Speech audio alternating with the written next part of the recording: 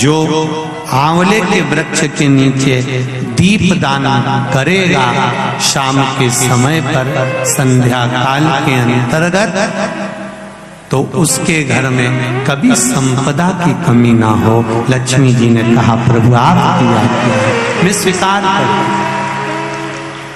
मैं स्वीकार करता। जितने भी लोग कथा श्रवण कर रहे हैं और जो लोग नहीं सुन पा रहे हो, इस कथा की एक छोटी सी बात जनमानस तक पहुंचाइए कि आंवले के वृक्ष के नीचे आंवला नवमी के दिन शाम के समय दीप दान अवश्य करें, जिससे आपके जीवन में खुशियां समाहित हो, जीवन में आनंद की अनुभूति, जीवन का सुख।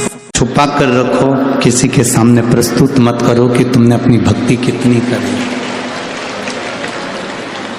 एक राजा नगर में भ्रमण के लिए निकला और राजा जब घूमते घूमते भ्रमण के लिए निकला तो जंगल में पहुंचा, तो जंगल में उसने क्या देखा कि एक कुटिया बनी हुई है, कोई संत उसमें बैठे होंगे, कोई अच्छा सा आश्रम दिख रहा है।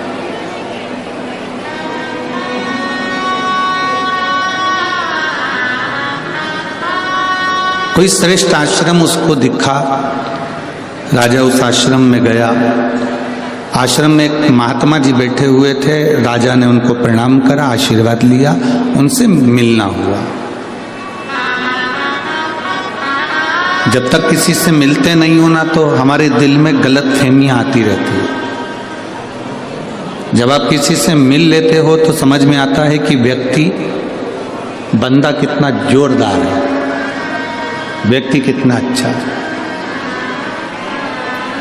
जब तक हम मिलते नहीं है ना, तब तक हमारे मन में भ्रम रहता है कि ये बेकार है, ये अच्छा है, ये बेकार है, ये अच्छा है, उसकी बुराइयां हम निकालते रहते हैं। जब व्यक्ति से मिलन हो जाता है, उससे हम मिल लेते हैं, तब अनुभव होता है कि व्यक्ति कितना अच्छा, बंदा कितना अच्छा।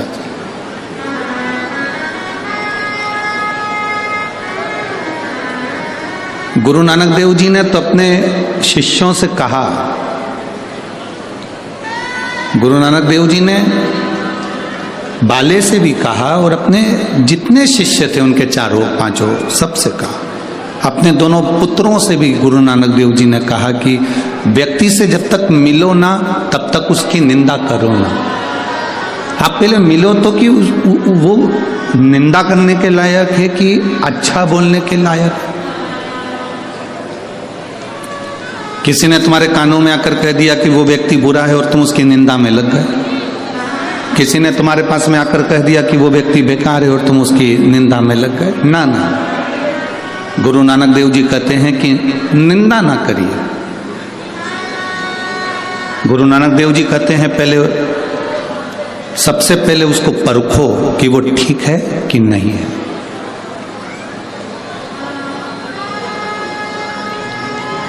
हम किसी को भी अपशब्द कह दें, हम किसी को भी वाणी कुछ भी कह दें, हम किसी को भी आड़ा टेढ़ा कह दें, ये श्रेष्ठता नहीं है।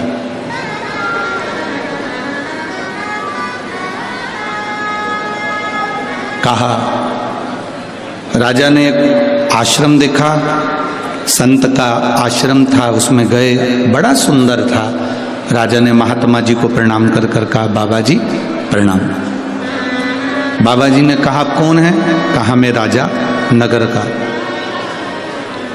यहाँ वन में आया हूँ, आपका आश्रम देखा था, बड़ा सुंदर लगा तो आपसे मिलने के लिए आ गया। ठीक है, अब आप आ गए हैं मिलने के लिए, आश्रम देखो, दर्शन करो, प्रसाद खाओ, फिर जाओ। राजा ने जब महात्मा जी के घर का भोजन करा, दाल एकदम पानी की तरह, रोटी एकदम मोटी मोटी, ना उसमें नमक था ना उसमें मसाला था। और राजा ने उस भोजन को ग्रहण किया तो महात्मा जी से कहा, महाराज जी इतने सारे महात्मा यहाँ रहते हैं, संत यहाँ रहते हैं, और तुम भोजन ऐसा कराते हो, ऐसा भोजन करते हो, श्रेष्ठ नहीं है। अब मैं राजघराने से, राजकोष में से आपके लिए कुछ ना कुछ भेजूंगा, आप अच्छा बनाओ, अच्छा खिलाओ, अच्छे से रहो।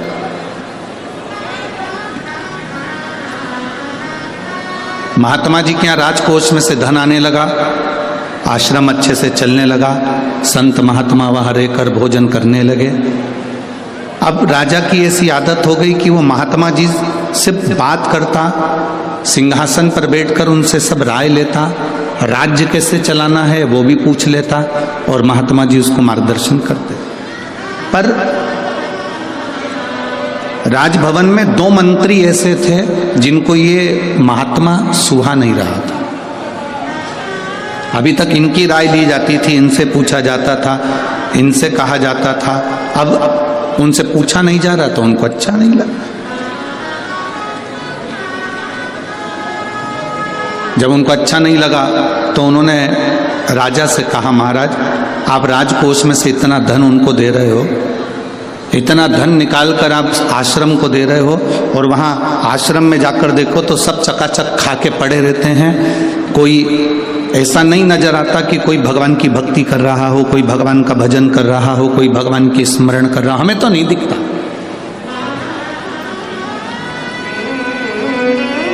हमको ऐसा कोई नजर नहीं आ रहा।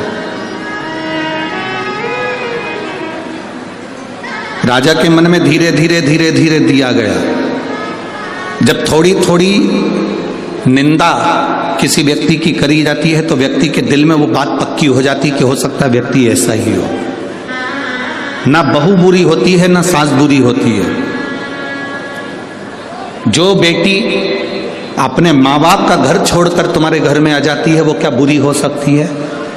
और जो सास अपने जेवर तुड़वाकर अपनी बहू को दे देती है, क्या वो सास बुरी हो सकती है? ना बहू बुरी है ना सास बुरी है। बस जिनको इनका प्रेम सुहा नहीं रहा, जिनको इनका स्नेह नहीं सुहा रहा,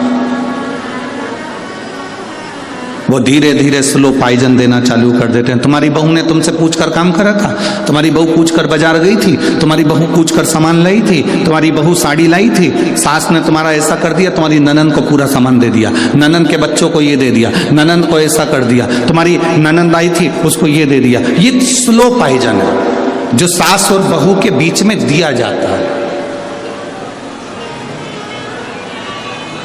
इधर आवाज नहीं आ रही है। ये स्लो पॉइजन है जो सास और बहू के बीच में दिया जाता है। अब धीरे धीरे दोनों में तकरार चालू हो जाती है। राजा को भी समझाया गया, धीरे धीरे बताया गया कि ये अच्छा नहीं है, महात्मा जी अच्छे नहीं है, आश्रम में कोई भजन नहीं करता, कोई कीर्तन नहीं करता, कोई मंत्र जाप नहीं करता, सब खा के पड़े रहते हैं, सब खा के पड़े हो। बड़ा राजा ने कहा, हमारे राजकोष के धन का दुरुपयोग हो रहा है, हमारे राजकोष के धन का दुरुपयोग।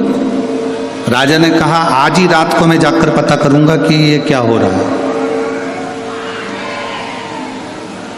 मैं आज रात को जाकर मालूम करूंगा कि आखिर हो क्या रहा है। राजा एक साधारण वस्त्र पहन लेता है और संत के आश्रम में पहुंच जाते हैं। महात्मा जी के आश्रम में पहुंच गए। जैसे ही महात्मा जी के आश्रम में राजा पहुंचा तो महात्मा जी ने आवाज लगाई, राजा तुम आए हो, आ जाओ, तुम आए हो, आओ बैठो। राजा, महाराज जी आपने मुझे पहचान लिया? हाँ। कैसे आना हुआ महाराज? मैं देखने के लिए आया था, मेरे मंत्रियों ने मुझसे कहा कि महाराज ये जो मंत्री बोल रहे हैं कि यहाँ से जो राजकोष से धन जाता है वहाँ के लोग तो खाकर पड़े रहते हैं, भगवान का भजन नहीं करते, कोई के चेहरे से नहीं लगता कि कोई भगवान की भक्ति करता हो। संत ने राजा का हाथ पकड़ा, लेकर चले गए दोनों मंत्रियों क्या। सो रहे थे दोनों मंत्री। एक मंत्री के घर पर पहुंचे, राजा को एक बाल्टी पानी दिया, डाल दे मंत्री के ऊपर। राजा ने बाल्टी भरकर पानी मंत्री के ऊपर डाला। मंत्री उठते से गालियां बकना प्रारंभ कर दिया। रिटर्न आ रहा है आवाज। मंत्री ने गाली बकना प्रारंभ कर दिया। राजा फिर दूसरी बाल्टी लेकर दूसरे मंत्री के यहां पर गए और फिर डाला तो उसने और गंदी गंदी गालियां देना प्रारंभ कर, और गंदी गालियां दी। अब राजा को संत ने बाल्टी भरकर जल दिया। रिटर्न आ रहा है ना। बाल्टी भरकर पानी दिया और बाल्टी भरकर पानी देने के बाद में कहा कि अब ये जल अब यहाँ जो संत सोए हैं इनके ऊपर डालो। राजा ने एक बाल्टी पानी लेकर एक संत पर डाला। जैसे ही संत पर डाला, संत उठते से बोले शिव शिव शिव शिव शिव शिव शिव शिव। फिर दूसरी बाल्टी दूसरे संत पर डाला, उन्होंने कहा शंभु शंभु शंभु शंभु शंभु शंभु। तीसरे पर डाला हर हर महा। राजा गुरुजी के पास आकर बोला गुरुदेव क्या बताना चाहते हो? गुरुजी ने कहा देखो, जिनके लिए कहा गया कि यहाँ तो सब ऐश और आराम की जिंदगी जी रहे हैं, अगर कोई संत कोई साधु तुम्हारे धन का सदुपयोग कर रहा है, भोजन कर रहा है, तो वो सो भी रहा है ना, तो उसके भीतर उसकी भक्ति शंकर के नाम का उच्चारण कर रही है। और जिसके अंदर आसक्ति और तृष्णा भरी है उसको क्रोध, रात में सोते सोते भी क्रोध उसके अंदर भरा हुआ है। भक्ति का दिखावा नहीं होना चाहिए। हम चंदन का तिलक लगाएंगे तो हम भक्त कहलाएंगे, ना ना ना बाबा, हमारे यहाँ शिव महापुराण की कथा कहती है ये भक्ति का दिखावा नहीं। हम माला पकड़कर बैठे रहेंगे 24 घंटे तो भक्त कहलाएंगे, ना ना ना ना, ये भक्ति नहीं है हमारा। लोग आपसे कहें कि मंदिर में जाने से पहले तुमको कपड़ा बदलना पड़ेगा, मंदिर में जाने के लिए तुम्हें इस कलर का कपड़ा पहनना पड़ेगा, तुम्हें भगवान को पाने के लिए सफ़ेद कपड़ा पहनना पड़ेगा, तुम्हें भगवान को पाने के लिए लाल कलर का कपड़ा पहनना पड़ेगा, तुम्हें भगवान को पाने के लिए ये वाले कलर का कपड़ा पहनना पड़ेगा। तो उसको समझा देना, मेरा महादेव कपड़े बदलने से कभी प्रसन्न नहीं होता, मेरा महादेव कलेजा बदलने से प्रसन्न हो जाता है। कपड़ा बदलने से कभी परमात्मा प्रसन्न नहीं हुआ। आप जिंदगी में कितने भी कपड़े चेंज कर लो, भगवान को तुम्हारे कपड़े से कोई मतलब नहीं है। उसने तो एक कपड़ा तुम्हें देकर भेज दिया, वो कपड़ा तुम्हारा इतना जोरदार है, वो तन तुम्हारा शरीर इतना जोरदार है। भगवान ने कहा जो कपड़ा मैंने तुझे पहना कर भेजा है, बस इस कपड़े को तू मेला मत होने देना, इस कपड़े को तू गंदा मत होने देना। ये जो मैंने तुझे कपड़ा दिया है ये साधारण कपड़ा नहीं है, इसको गंदा मत होने दो। तुम जिस कपड़े को पहने रहते हो वो कपड़ा गंदा हो जाता है, कोई गंदा करके चले जाता है तो तुम्हें गुस्सा आएगा कि नहीं आएगा? चलो जाने दो, तुम यहाँ बैठे हो, कोई चाय की ट्रे लेकर आया और तुम्हारे ऊपर ढोल दे, तुम्हें गुस्सा आएगा कि नहीं आएगा? बोलो बोलो, जम के बोलो जरा। कोई शरबत लेकर आया, यहाँ पर तुम्हारे ऊपर ढोल दे, तुम्हारे कपड़े गंदे कर दे, तुम्हें गुस्सा आएगा कि नहीं आएगा? तुम्हारा कपड़ा किसी ने गंदा करा तो तुम्हें क्रोध आ गया। और तुम्हारे घर में बैठकर कोई तुम्हारा समय गंदा कर कर जाता है, बैठकर दिन भर निंदा कर कर जाता है, अपशब्द कहकर जाता है, गालियां देकर जाता है, आड़ा टेढ़ा बोलकर जाता है, निंदा पर निंदा कर कर जाता है, तुम्हारे समय को बर्बाद कर कर जाता है, तो तुम्हें क्रोध क्यों नहीं आता? कपड़ा गंदा करा किसी ने तो तुम्हें क्रोध आ जाता है। तुम्हारा समय गंदा नहीं होना चाहिए। भगवान ने जो 21,600 श्वास मेरे परमात्मा ने प्रतिदिन तुमको निकलने के लिए दी है, ये 21,600 श्वास तुम्हारी व्यर्थ नहीं जाना चाहिए। 3.5 करोड़ रोम छिद्र परमात्मा ने जो दिए हैं ये भगवत भजन के लिए दिए हैं, ये गंदे नहीं होना चाहिए। 21,600 श्वास में से कुछ श्वास सोने में निकल गई, कुछ श्वास वैसे ही निकल गई, पर तुम्हारी श्वास गंदी मत होने देना। इन श्वासों को निंदा में, चुगली में, गाली में, अपशब्द में, क्रोध में जाने मत देना। इन श्वासों को संजोकर परमात्मा की भक्ति में लगाना। शरीर का कपड़ा गंदा होगा चल जाएगा, घर गंदा होगा चल जाएगा, छत गंदी होगी चल जाएगा, कुछ जगह गंदी होगी चल जाएगा, पर इस मन को कभी गंदा मत होने देना। इस मन को स्वच्छ बनाकर रखना, क्योंकि परमात्मा इसी में प्रवेश करता है, भगवान इसी में प्रवेश